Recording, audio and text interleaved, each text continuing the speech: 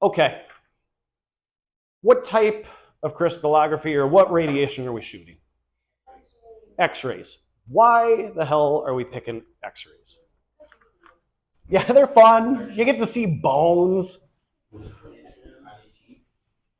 They are. That's another super irritating thing. You go to the hospital or the dentist, they hit you with X-rays that cost literally less than 10 cents to produce. And how much do they charge you? Yeah. If you got good insurance, $100. So the discharge tubes that are downstairs in the physics area in 020, I used one of those my first semester here to talk about cathode ray tubes. I looked at the math, and afterwards I realized I dosed everybody with X-rays. So you have to be careful about that. So if you wanted to work, like you wanted to do this stuff, I used to work in a factory that would make capacitors, and we had to measure film thicknesses because those capacitors were going into two spots, nuclear warheads and pacemakers. So we had to be insanely good. Like we had to know this really, really well. We had to use something called an XPS and an XRF and some other things. Do you want to work with X-rays daily? No. What does the technician do when they give you an X-ray? They go, okay, you stand there. I'm going to go stand behind this lead shield. Why? X-rays are bad. They blow, they mess with your DNA. They will cause radiation burns over a prolonged exposure. They are not healthy. So I would have my operators use these instruments daily. I mean, they had safety shields, things like that. There's ways to block the X-rays so you're completely safe. But why would I elect to pick X-rays when I could use like light? Wouldn't that be a million times better? I wouldn't be dosing people with dangerous radiation that will kill them. That's not me, so I'm fine. Yeah. But there is an inherent reason for why we can't use that radiation. Let's use Bragg's law. We're going to use Bragg's law to mathematically derive why we can't use other forms of radiation. So first question, why do we use X-rays?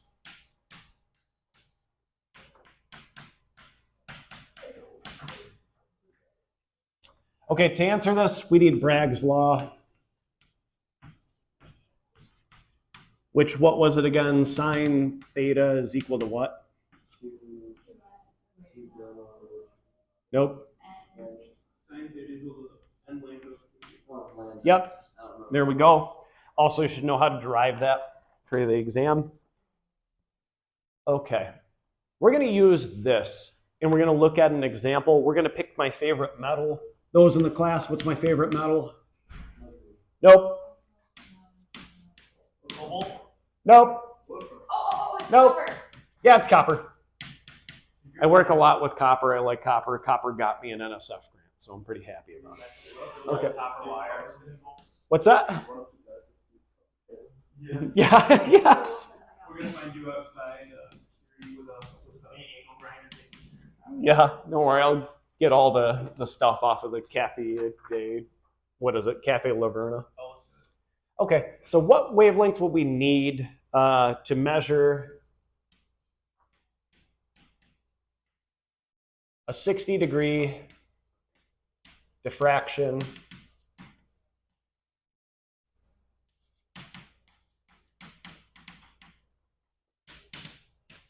copper unit cell?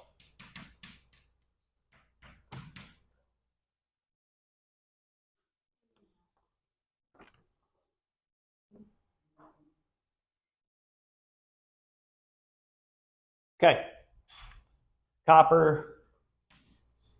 Do you remember what type of unit cell it has? Not primitive cubic, face-centered cubic. Okay, so I guess we really don't need this for this problem, but I'm already halfway through it, so now I got to finish it, or the demons in my head won't let me stop.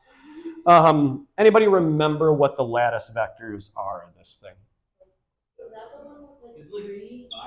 3.6147 at 298K.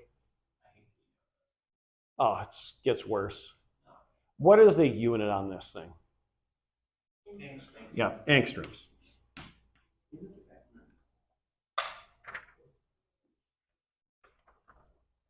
That's a big point. Okay, so now what are we looking for in the problem? Yeah, we gotta find wavelength. So let's utilize the Bragg law.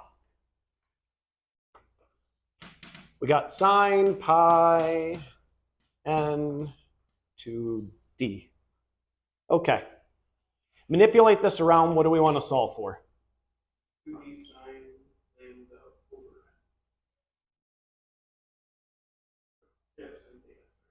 Yep, so what are we solving for? Yep.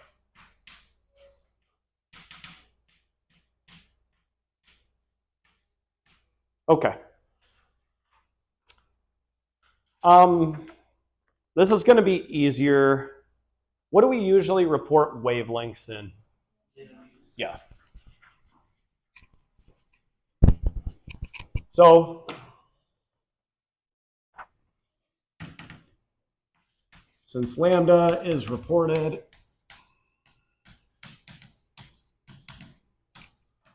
nanometers, we got, what was it? 3.617 angstroms. What units got to go in that denominator?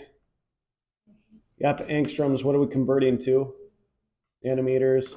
Anybody remember the conversion between the two? Yep. Or if you want to go back to the scientific units or prefixes and whatnot, 10 to the 10 over 10 to the 9th. So works out to be the same. What's the value going to be? Yeah. Unit? Yep. Okay. Let's plug that into this equation over here. Oops. Lost where I was thinking. Okay. Sine, what value of theta are we picking? Yep, 60 degrees. Okay. Times, oh, why did I put it? Oh yeah, 2d times 2. What's our distance? Yeah.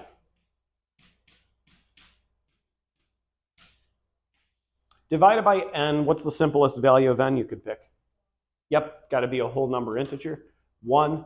The value that you will calculate is 0.62 nanometers.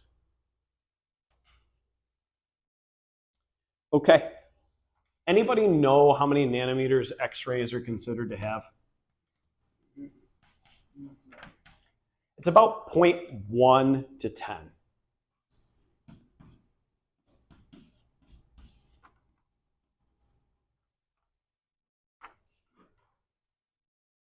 Our distances between atoms, like what's the range that we really have for distances between atoms?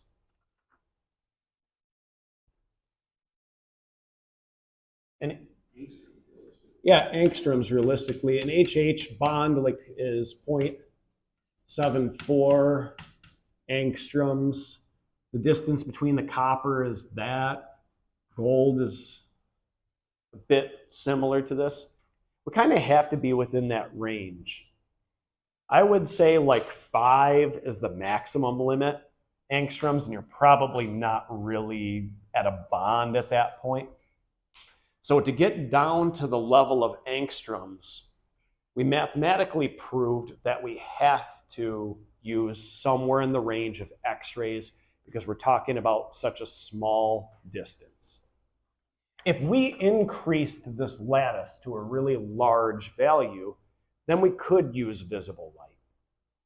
Your job on your daily problem is how big of a unit cell would we need to have to use light? How much spacing would we need? And then what physical state would that translate to? Okay.